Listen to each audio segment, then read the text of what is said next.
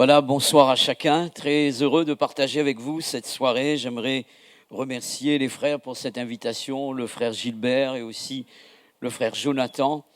En tout cas, c'est un honneur pour moi de pouvoir parler sur ce thème. Il est question de la famille, donc nous réalisons que Dieu est le Dieu de la famille. Et la Bible parle de Dieu comme étant un père, comme Jésus étant un fils. Donc on voit bien l'idée de la famille dans le cœur du Père est présent constamment dans les textes bibliques. Et l'Église est considérée comme une famille. Jésus est l'époux et l'Église est l'épouse. On voit bien que cette notion de famille est bien présente dans le cœur de Dieu. Et nous croyons que Dieu veut voir la famille, que ce soit la famille de Dieu, mais notre propre famille, être bénie. Ça a été dès l'origine de la création, ça a été comme cela. Le thème, c'est la famille. Je crois qu'on vous a déjà parlé de le culte familial, je crois, et aussi le couple. Et ce soir, j'aimerais vous parler de la relation parents et enfants et inversement, la relation enfants et parents. Je pense qu'il est bon de pouvoir, je suis sûr que les frères ont déjà parlé sur le couple, et je ne peux pas me permettre de vous parler de la relation parents et enfants et inversement si je ne laisse pas quelques mots sur le couple déjà, un couple selon la Bible. Donc, à l'origine, lorsque nous considérons la création, la Bible nous montre que Dieu a créé un couple mixte, d'accord ? Il n'est pas question d'une paire, d'accord ? Il s'agit d'un couple. Et le couple mixte signifie qu'ils sont de sexes différents. La Bible nous montre que Dieu a créé un couple de cette manière. Je lirai avec vous dans Genèse chapitre 2, versets 18 à 23, texte que vous connaissez par cœur, certainement. 2, 18, 23, Genèse. Voici ce qui est dit. L'Éternel Dieu dit, il n'est pas bon que l'homme soit seul, je lui ferai une aide semblable à lui. L'Éternel Dieu forma de la terre tous les animaux des champs et tous les oiseaux du ciel. Il les fit venir vers l'homme pour voir comment il les appellerait, afin que tout être vivant portât le nom que lui donnerait l'homme. Et l'homme donna des noms à tout le bétail, aux oiseaux du ciel et à tous les animaux des champs, mais pour l'homme il ne trouva pas d'aide semblable à lui. Alors l'Éternel Dieu fit tomber un profond sommeil sur l'homme, qui s'endormit. Il prit une de ses côtes et referma la chair à sa place. L'Éternel Dieu forma une femme de la côte qu'il avait prise de l'homme et l'amena vers l'homme. Et l'homme dit, voici celle qui est cette fois os de mes os et chair de ma chair, et on l'appellera femme. Adam va donner donc à Ève le nom de femme, de sorte qu'il est question, donc il va parler de sa femme. La Bible parle d'Adam et il est dit qu'il donna à sa femme le nom d'Ève, de sorte qu'il est question d'Adam et d'Ève. On voit bien la mixité du couple ici. Il fallait que la chose soit ainsi. Et il est important de cadrer donc la famille de façon que personne n'aille dans le sens contraire à la volonté de Dieu. Il est important de comprendre qu'à l'origine, il est question d'un homme et d'une femme pour former le couple, pour former plus tard les parents. D'accord ? Donc nous sommes conformes à la Bible et nous voulons rester dans ce cadre-là. Et pourquoi fallait-il cette mixité ? Pour pouvoir former la famille complète composée donc de parents et d'enfants. S'il n'y a pas cette mixité, il ne peut pas y avoir d'enfants. Heureusement que ça a été comme ça. Sinon, la famille n'existerait pas. N'existerait pas. Si le couple n'était pas un couple mixte, nous n'aurons pas de société ici-bas. Il n'y aurait aucune famille. Et Dieu est sage, mes frères et sœurs. Ensuite, on va parler des enfants. Dieu aurait pu créer des enfants pour Adam et Ève, mais il ne l'a pas fait. Il aurait pu créer donc Caïn, et aussi donc Abel et les autres enfants, les filles d'Adam et d'Ève. Il ne l'a pas fait de cette manière. Il a donné au couple le pouvoir de procréer, c'est-à-dire de transmettre la vie.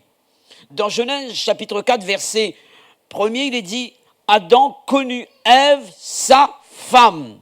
Cette précision est importante. Et déjà donc, lorsque les enfants vont naître, ils vont connaître que Adam avait sa femme, non pas une autre personne. La femme, non pas une maîtresse, non pas une concubine, mais il est question de sa femme. Et cette précision est apportée.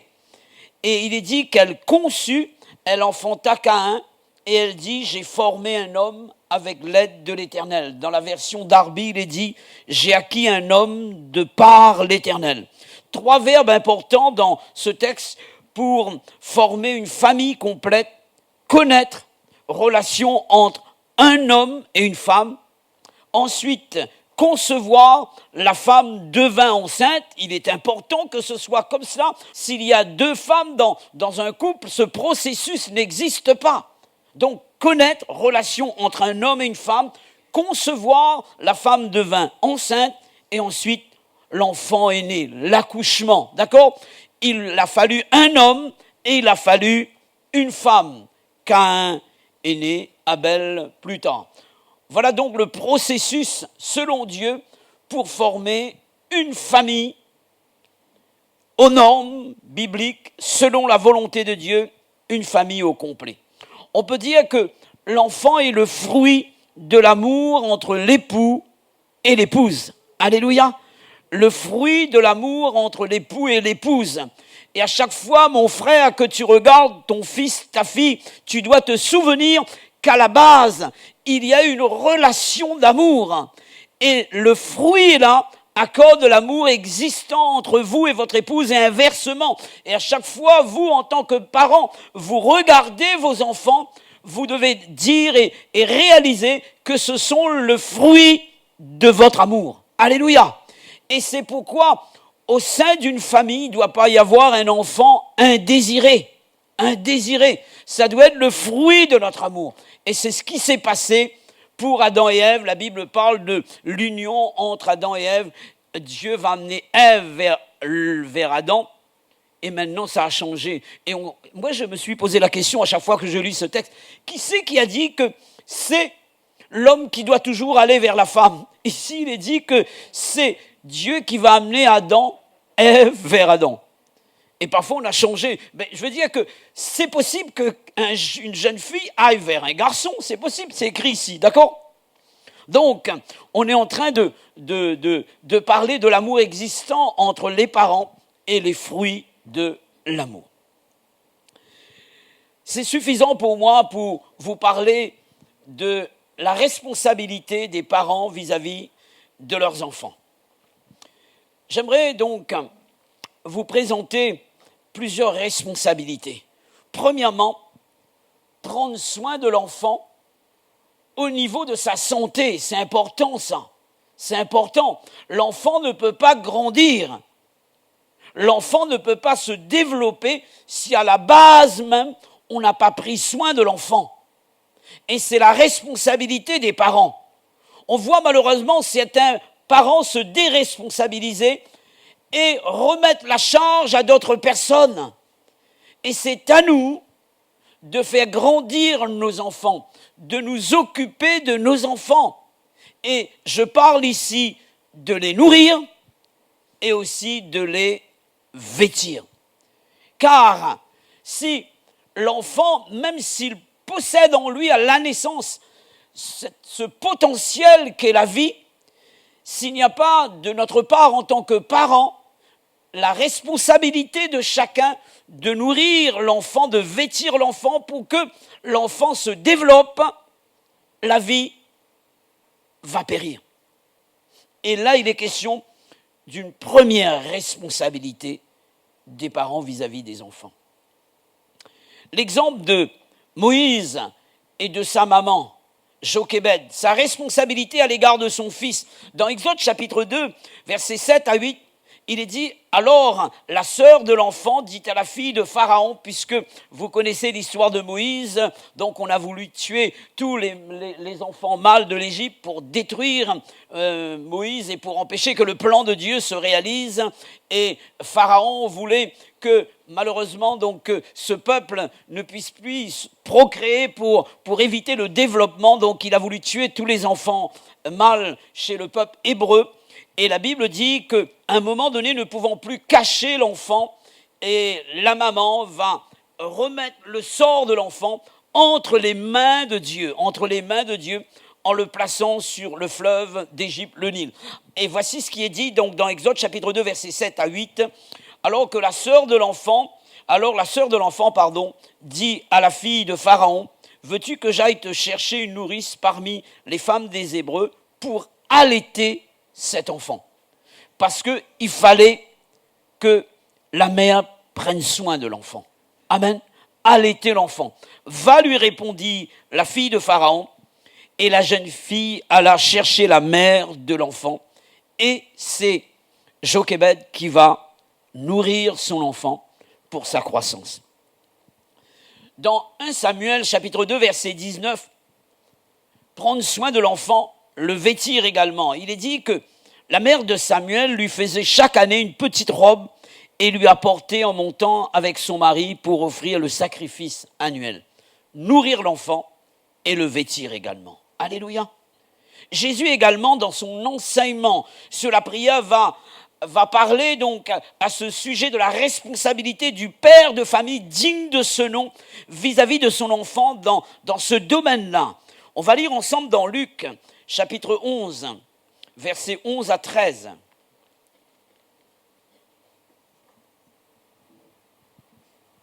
Je ne vous apprends rien. Luc, chapitre 11, versets 11 à 13.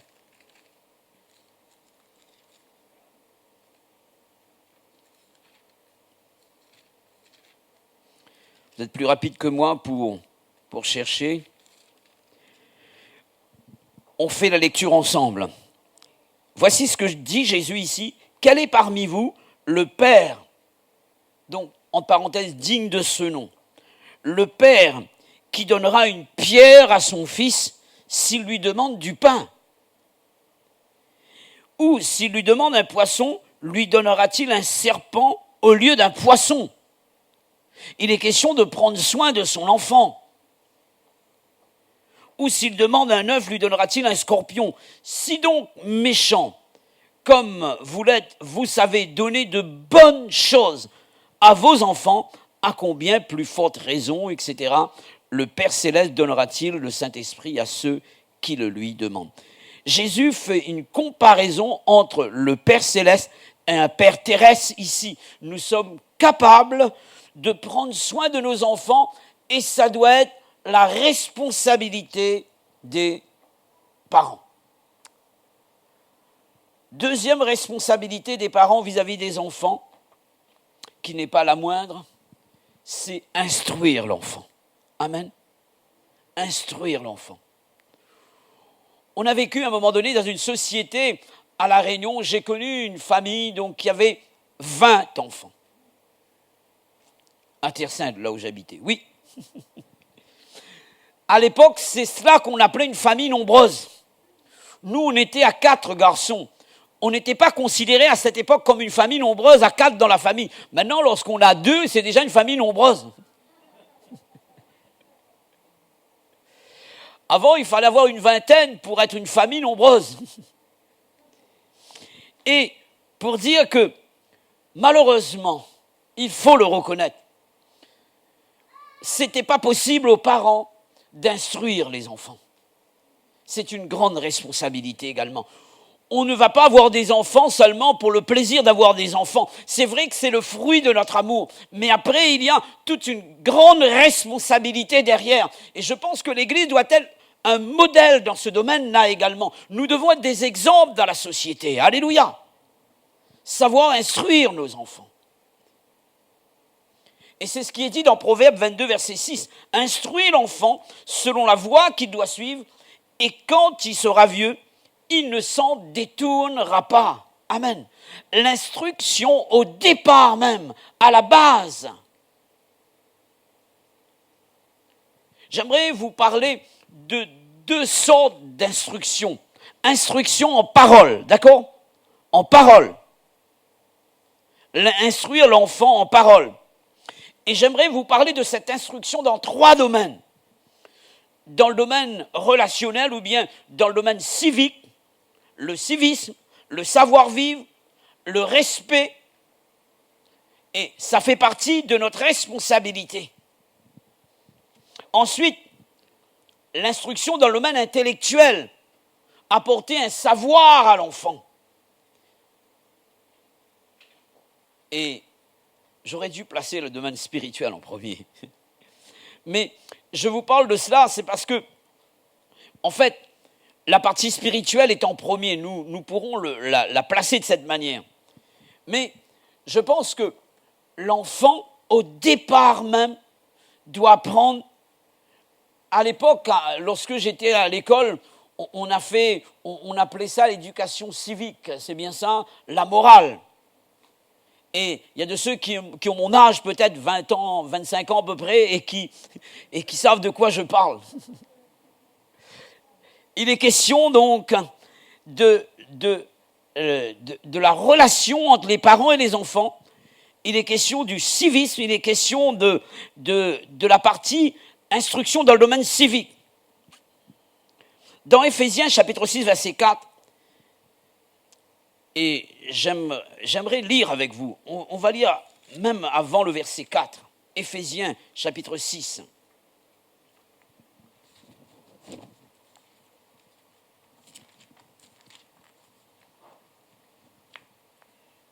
À partir du verset 1er même, on va lire les deux parties en cause, là il est question des enfants et des parents. Enfants, obéissez à vos parents selon le Seigneur, car cela est juste. Honore ton père et ta mère, c'est le premier commandement avec une promesse, afin que tu sois heureux et que tu vives longtemps sur la terre. Récemment, j'étais en train de discuter avec quelqu'un que j'ai connu, et lorsque j'étais plus jeune, parce que j'étais jeune, donc on a marché ensemble, et on sortait ensemble en tant qu'un converti, on allait en boîte ensemble également, et j'ai rencontré cette personne. Quand je l'ai rencontrée, je n'ai plus reconnu la personne. Complètement avariée, touchée dans son corps. Et ensuite, j'ai fait un rapprochement. Je dis, j'ai pensé à ce verset. Et lorsque cette personne était jeune, il frappait son père, il frappait sa mère. Et combien de fois j'ai essayé de reprendre cette personne pour lui dire, pourtant je n'étais pas chrétien, tu ne dois pas poser la main sur ton père, sur ta mère. Et combien de fois il arrivait chez lui et il frappait son père comme un ennemi, quoi. Et quand j'ai vu la situation de cette personne, sa situation physique, son état de santé, cette parole m'est revenue. Honore ton père et ta mère. C'est le premier commandement avec une promesse, afin que tu sois heureux et que tu vives longtemps sur la terre. Amen. Il est demandé aux enfants d'obéir à leurs parents. Il est demandé aux enfants d'honorer leurs parents. Je peux imposer cette loi dans ma maison et dire à mon fils, tu me dois le respect. Tu me dois l'honneur, parce que je suis le papa ici. Ou bien, tu dois le respect à mon épouse, à ta maman, parce que c'est la maman. Qu'est-ce qu'il est dit juste après? Et vous, pères, n'irritez pas vos enfants, mais élevez-les en les corrigeant, en les instruisant selon le Seigneur. Quoi de plus normal qu'un enfant obéisse à ses parents et respecte son père si le père et la mère ont été responsables?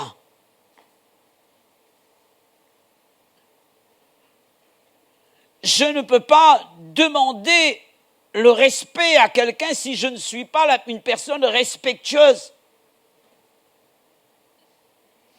Et l'enfant doit voir chez moi un père capable d'élever l'enfant, de l'instruire. Et ici, il y a des verbes qui sont mentionnés pour parler de notre responsabilité afin que nous ayons de bonnes relations avec nos enfants. Alléluia. De bonnes relations avec nos enfants.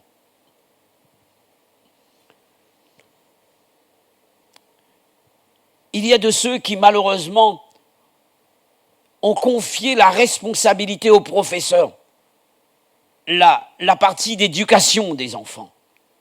Et moi, je me suis posé la question, pourquoi ils ont appelé ça l'éducation nationale aussi?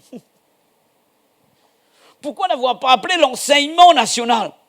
L'éducation appartient aux parents.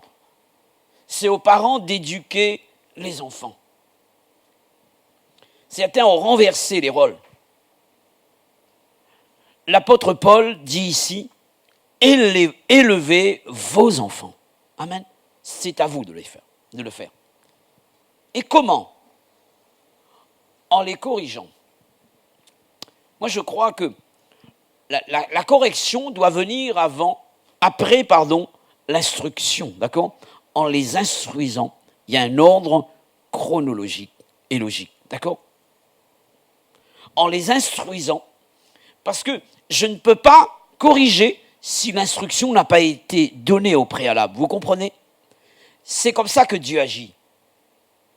En instruisant et ensuite en corrigeant. La méthode ancienne, c'était... Après, je vais vous expliquer la correction, de quoi il s'agit. À l'époque, à mon époque, la correction, c'était cela. Quand on te corrigeait, c'était une raclée, quoi. Et il n'y avait pas eu d'instruction. On ne t'a pas enseigné. Et des fois, tu reçois une baffe. Tu dis, mais pourquoi? Des fois, on t'expliquait, des fois, non. Tu avais l'instruction après, mais la correction avant. Et des fois, mais qu'est-ce que j'ai fait, papa? En fait, c'est que ça, c'était l'ancienne méthode. Mais la méthode, selon Dieu, on enseigne d'abord. Alléluia. On instruit l'enfant. On lui montre comment il doit faire. Alléluia. Dans le jardin d'Éden, comment Dieu a procédé, mes frères et sœurs? Il va dire, j'ai placé dans ce jardin toutes sortes d'arbres. Et il y a un arbre qui est l'arbre de la connaissance du bien ou du mal. Et voici l'enseignement. Tu peux manger de tous les arbres du jardin, mais l'arbre de la connaissance du bien ou du mal, le jour où tu en mangeras, tu mourras certainement. La correction veut dire que, l'enseignement veut dire que la personne est avertie, d'accord? La personne est avertie. Et je pense que il est important que nous puissions comprendre cela. Nous devons enseigner, instruire et ensuite corriger. Corriger ne veut pas dire obligatoirement frapper, pas du tout. Corriger, cela veut dire si j'ai mal fait, mon père ou ma mère doit dire « Clément, tu aurais dû faire ça de cette manière. Voilà comment tu aurais dû faire. » C'est comme si qu'à l'école, quelqu'un, on lui demande de faire un A, il fait un O avec la boucle et la queue en haut. On lui dit non, ça c'est un O, ça. Et on va pas lui... Vous comprenez? Donc, on va lui montrer comment il doit faire. C'est cela la correction. Apporter donc une rectification lorsque la trajectoire n'est pas bonne. Et c'est cela, corriger. C'est cela. Et je me rappelle, une fois, j'avais un neveu qui était encore jeune, et on avait un objet de valeur, non pas de valeur en argent, mais de valeur sentimentale, parce qu'on l'avait eu pour notre mariage, mon épouse et moi-même. Il y a des objets qui sont comme ça dans la maison. Même si pour les autres, ça ne vaut pas grand-chose, pour nous, ça a de la valeur. D'accord? Parce que ça nous rappelle certains souvenirs. Et il était en train de tourner autour de cet objet. Je dis, pourvu qu'il casse pas ça. Et à chaque fois, mon cœur battait fort comme ça. Je dis, Seigneur, c'est pas possible. Et puis, à un moment donné, je suis allé le voir pour lui dire, arrête de tourner autour de cela, tu vas faire tomber ce trésor pour moi. Et qu'est-ce que dit sa maman? Et il lui dit, arrête de tourner là parce que tonton va te frapper. Ah, je dis non, c'est pas cela. C'est pas cela. Et quand on dit l'enfant cela, il pense que tonton est le méchant, vous comprenez? Je dis non, c'est pas cela. C'est pas cela enseigner l'enfant. Non, tu dois lui donner les raisons. Si tu touches à là, tu mourras certainement. Il y a un danger à cela. Il y a un danger de sortir la nuit. Il y a un danger de sortir seul. Parfois, on nous dit en tant que chrétien, vous êtes obligés de venir à l'église. Vous êtes obligés de lire la Bible, de prier tous les jours. Moi, j'ai posé la question à une personne, vous êtes obligés de dormir dans une maison la nuit? Pourquoi pas dormir dehors? Je dis, mais tous les soirs, vous dormez dans votre maison? Mais c'est un problème, non? Parce que vous êtes en sécurité. Amen. Il y a un enseignement qui est donné. Ensuite, la correction. D'accord? Là, on parle de relations entre enfants et parents. Amen. L'obéissance, le respect par rapport à ce que nous sommes, des parents responsables. Sinon, s'il n'y a pas l'instruction, la correction, l'enfant sera l'enfant roi. L'enfant roi. Et dans la Bible, il est parlé d'un enfant roi. Il y a peut-être plusieurs dans 1 Roi, chapitre 1er, verset 6, pour ceux qui prennent des notes. Il est question d'Adonijah. Vous connaissez, l'un des fils de David. David était un bon roi, un bon guerrier, un berger excellent, un bon chanteur, un bon musicien, un bon compositeur. Mais malheureusement, dans ce domaine, il a failli. En tant que... La Bible dit que Adonijah, son père ne l'avait fait aucun reproche pour lui dire pourquoi tu agis de telle ou telle manière. De telle sorte que, à un moment donné, parce que c'est l'enfant roi, il a voulu prendre la place du roi, justement. Il a voulu prendre la place de Salomon, qui devait régner. Parce que, et on peut dire, mais qui est responsable? C'est lui ou son père? Et si le père, lorsqu'il avait fait quelque chose qui était mal, lui disait, mais ce que tu fais n'est pas bien, il aurait pu éviter cela. Est-ce que David n'était pas un peu responsable de la situation? Je ne dis pas, attention, que si nos enfants choisissent des voies contraires à la voie normale, que l'enseignement n'a pas été à la hauteur ou bien les parents n'ont pas été à la hauteur. Il y a parfois donc des personnes qui dévient parce que, en fait, ce n'est pas la faute des parents. Ce n'est pas la faute des parents. Et je pense à ces deux enfants chez Adam et Ève. Les mêmes parents, donc le même enseignement, la même éducation. Peut-être que quelqu'un me comprend ce soir. Vous avez des enfants, vous avez apporté la même éducation, le même principe, vous êtes servi de la Bible même, mais le résultat est différent.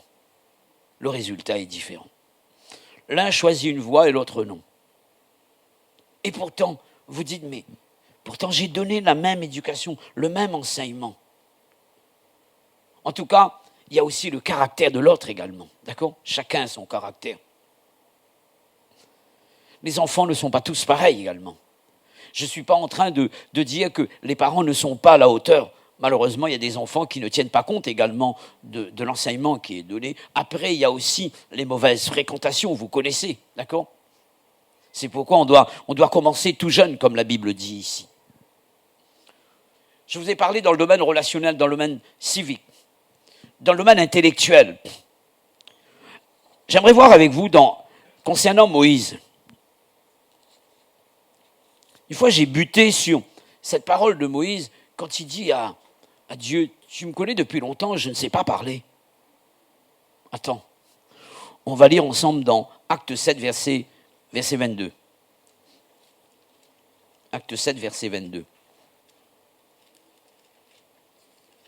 Moïse savait parler.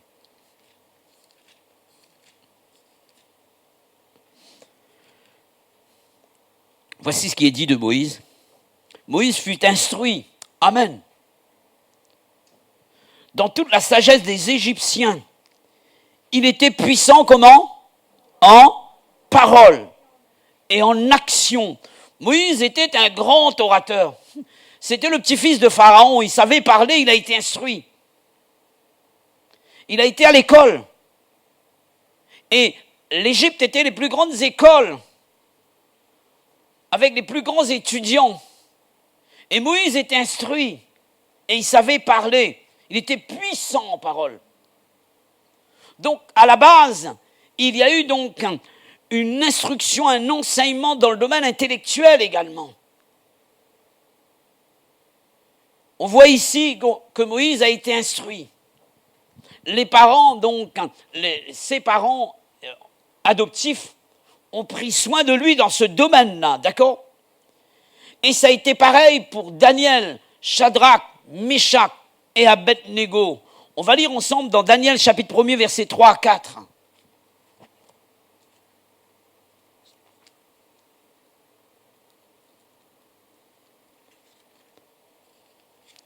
Je pourrais peut-être donner une réponse. Pourquoi il dit c'est pas parler alors? Ça fait longtemps qu'il était avec les moutons, donc. Et il est resté 40 ans dans le désert. C'était pour faire sa formation. En fait, Dieu est en train de dire, tu parleras à mon nom maintenant, d'accord? Tu as compris que tu avais besoin d'être humble. Donc, on voit dans Daniel, chapitre 1er, versets 3 à 4.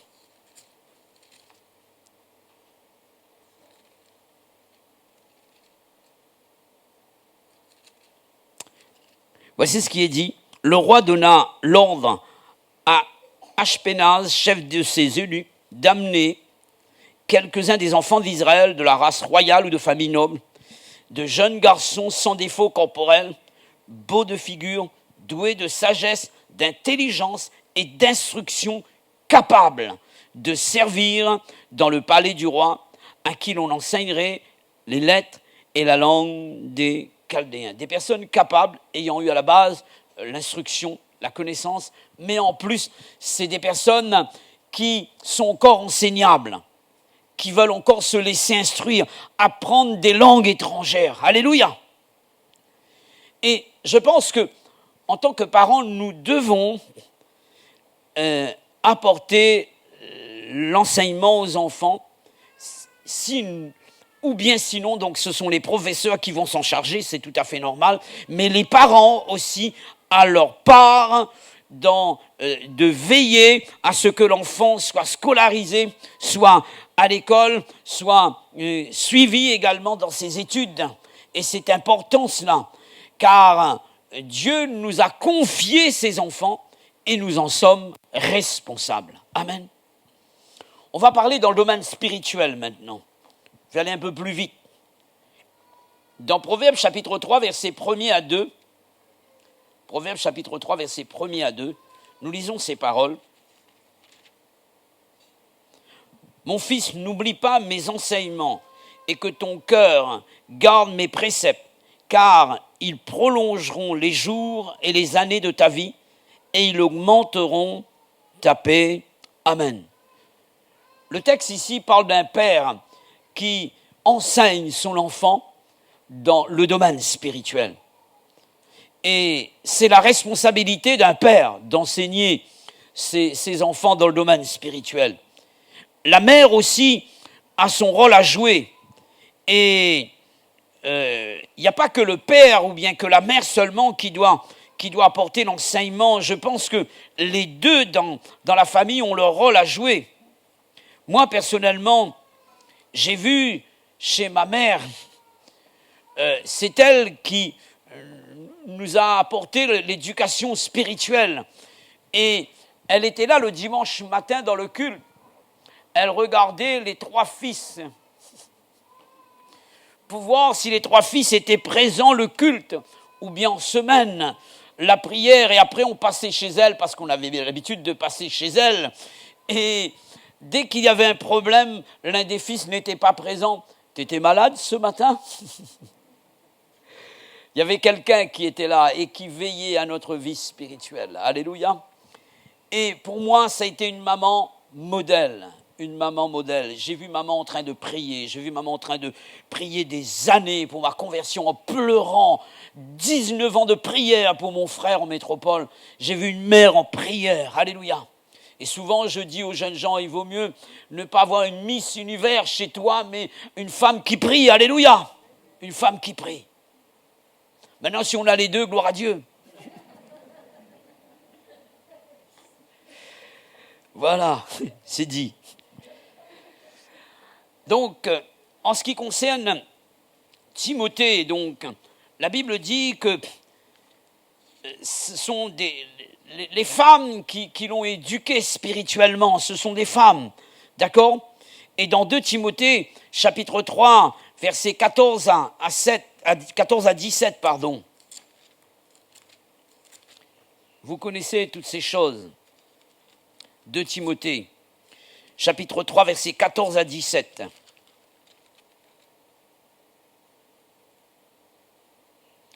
Toi demeure dans les choses que tu as apprises, et reconnu certaines, sachant de qui tu les as apprises. Dès ton enfance, tu connais les saintes lettres, qui peuvent te rendre sage à salut par la foi en Jésus-Christ. Amen. Et Paul dit à Timothée, tu connais les saintes lettres. Pourquoi d'après vous? Comment on connaît quelque chose? Parce qu'on l'a appris, non? Parce que tu les as apprises, c'est écrit dans le texte. Je n'ai pas inventé, c'est écrit. Parce qu'il a appris les Écritures. De qui Timothée a-t-il appris les Écritures? J'aurais pu dire, là, ici, les questions de l'apôtre Paul, non. Parce qu'il est dit, il est parlé de la période d'apprentissage. Quelle époque? Dans son enfance. Donc, il n'a pas connu Paul dans son enfance, d'accord? Là, il est question d'une autre personne ou bien d'autres personnes. Il est question plutôt d'enseignante. Amen.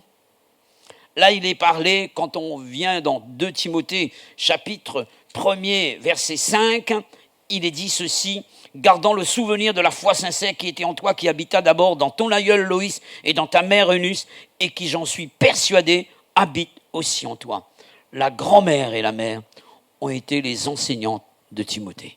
Amen. Merci pour les pépés, pour les papis, pour les mémés, pour les mamies qui enseignent encore les petits-enfants. Alléluia. Grande responsabilité. Que Dieu nous aide. Instruire en parole, par l'enseignement, par la Bible. Et je vais terminer et parler de cette instruction sans parole. Amen. Sans parole. Seulement par l'exemple. L'influence des parents sur les enfants. Ne t'étonne pas si tes enfants ne viennent pas aux réunions de prière, si toi-même, tu ne viens pas aux réunions de prière. Ne t'étonne pas que tes enfants sont infidèles aux conférences si tu es infidèle aux conférences. Ne t'étonne pas que tes enfants ne prient pas si toi, tu ne pries pas.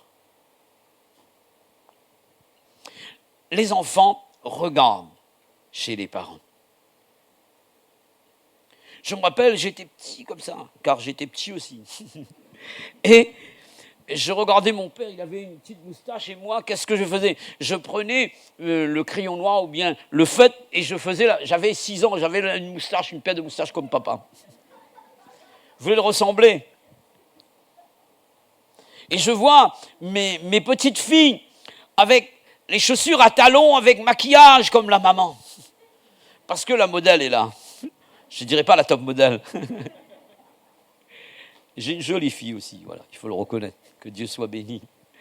Pour dire ceci, c'est que, en fait, nous sommes des référents. Amen. Nous devrions être des référents. Les enfants nous regardent. Et dans la Bible, souvent, et surtout dans les livres des rois et des chroniques, nous avons souvent cette expression, revienne, faire comme son père. Comme son père. Et cela est utilisé. Je vous passe les Écritures, je vous donne juste des références pour gagner du temps. La Bible parle du roi de Juda, Azaria. Et il est dit donc qu'il a fait exactement comme son père a fait. Amen. Il a été un homme droit comme son père. Et pareil pour Jotham, il est dit qu'il a été comme son père dans 2 Rois, chapitre 15, verset 34. Et souvent cette expression revient. Il a vu chez son père un modèle. Et dans d'autres rois, il est dit exactement comme son père, il a fait ce qui est contraire à la volonté de Dieu. David a été lui aussi un modèle en tant que roi. Et Josaphat, par exemple, il est dit que ce n'était pas le père direct de Josaphat, David, mais il a entendu parler de David. C'était son ancêtre. Et il a été comme David. Il a été obéissant comme David, un roi comme David. Pareil pour Ézéchias.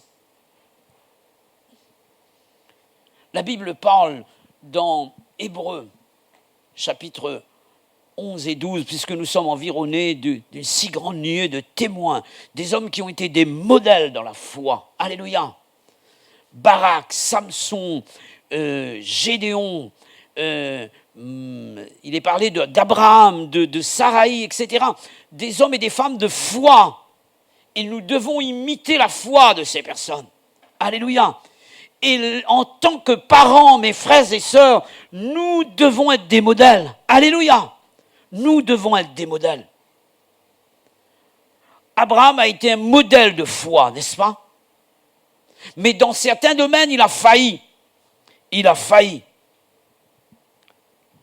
Vous savez que un jour, il y avait une famine à Canaan et il va devoir descendre en Égypte avec Sarah, sa femme. Et voici ce qu'il dit à sa femme. Si Pharaon demande qui tu es, vous allez trouver cela dans Genèse chapitre 12, verset 13. Dis aux Égyptiens et à Pharaon que tu es ma sœur, afin que je sois bien traité à cause de toi. Et c'est vrai qu'il a été bien traité. Mais sa femme a été maltraitée. Parce que Pharaon a pris sa femme. C'est ce que la Bible dit. Et qu'est-ce qu'il a fait? Il a menti. Il a menti. Et Abraham, et pourtant il a une leçon. Il y a eu des conséquences dramatiques au sein de sa famille. Mais ça n'a pas servi donc de leçon pour Abraham. Abraham se retrouve à Guérar et il va dire à Abimelech, le roi, que Sarah, c'est sa sœur. Et d'après vous, Isaac n'a pas entendu cela? Il n'a pas vu cela? Et Sarah également, lorsque l'ange annonce qu'elle aura un fils, elle a ri. Et l'ange va lui dire, mais tu as ri, tu ne crois pas? Elle va dire, non, je n'ai pas ri. La Bible dit qu'elle a menti. Son mari ment. Ben, elle ment aussi. Les parents mentent.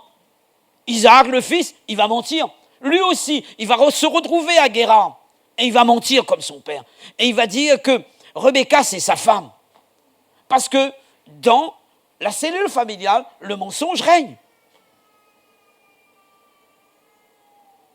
Parfois, nos enfants sortent des gros mots. Pourquoi? Parce qu'ils entendent dans la maison des gros mots, parfois. Une fois, j'ai entendu cela dans l'église. Je dis, Seigneur, c'est pas possible. J'ai fait taire ce frère. Notre langage, notre témoignage, notre manière de nous exprimer, notre amour, notre compassion. Et je pense que nous devons être, quelqu'un disait que nous ne devons pas être seulement des enseignants, mais notre vie doit être une école. Alléluia, une école. Ensuite, j'aimerais vous laisser quelques exemples et vous allez pouvoir prendre note, regarder dans votre Bible pour vous montrer des parents qui ont failli. Je pense à justement au fils d'Abraham, à Isaac et à Rebecca. La préférence au milieu de la famille, je parle de favoritisme. Il est dit que Isaac va aimer Ésaü, parce que c'était un habile chasseur, et son épouse, Rebecca, va aimer Jacob. Parce que c'était le chouchou de la maman, donc il était là dans la robe de la maman, toujours là, quelqu'un d'intérieur, l'autre était à l'extérieur, d'accord? Ce n'était pas le même caractère. Pourtant, ils étaient des jumeaux. Peut-être que c'était de faux jumeaux aussi. La plupart du temps, les deux jumeaux se ressemblent en caractère. Et là, c'est l'inverse. Un homme d'intérieur et l'autre, c'est un homme des champs. Vous comprenez? Et pour dire ceci, il y a eu donc une sorte de favoritisme. Le père aime un fils et la mère aime l'autre fils. Et qu'est-ce qui s'est passé d'après vous? La Bible dit ceci, le fils d'Isaac, c'est qui? C'est Jacob. Jacob aima Joseph plus que tous ses autres fils. Parfois, on se dit, mais ce sont les frères de Joseph qui étaient méchants, ce sont eux qui sont les responsables, mais si le papa n'avait pas fait de préférence, comment ils sont devenus jaloux? Parce que, malheureusement, le papa n'a pas su aimer comme il fallait. Notre responsabilité, elle est grande, mes frères et sœurs. Et je parle de l'éducation à partir de la base même, à partir de la base. Que Dieu nous aide à pouvoir apporter cette sorte d'éducation et je pense que nous devons être des modèles. Alléluia, des modèles pour nos enfants. Certains enfants n'ont pas réussi parce que malheureusement, donc, dès à la base même, on leur a dit, vous n'allez pas pouvoir réussir. Mais maintenant, après, il y a, comme je disais tout à l'heure, certains parents ont donné une bonne éducation aux enfants, ont été à la hauteur, mais malheureusement, les enfants n'ont pas tenu compte de l'enseignement. Il y a de ceux qui ont été fidèles à l'enseignement et les résultats sont flagrants. Dieu a béni. Plaise à Dieu que malgré que ces personnes ne vont pas tenir compte de l'enseignement, mais si la semence, elle a été semée, alors tôt ou tard, si nous arrosons, nous allons voir le fruit de notre semence. Combien de personnes ont abandonné dans la famille et sont revenues dans de bonnes conditions parce que la semence était là plantée dans le cœur. Alléluia. La semence par rapport à ce que nous avons semé comme parole, mais aussi par rapport à notre témoignage pour la gloire de Dieu. Amen.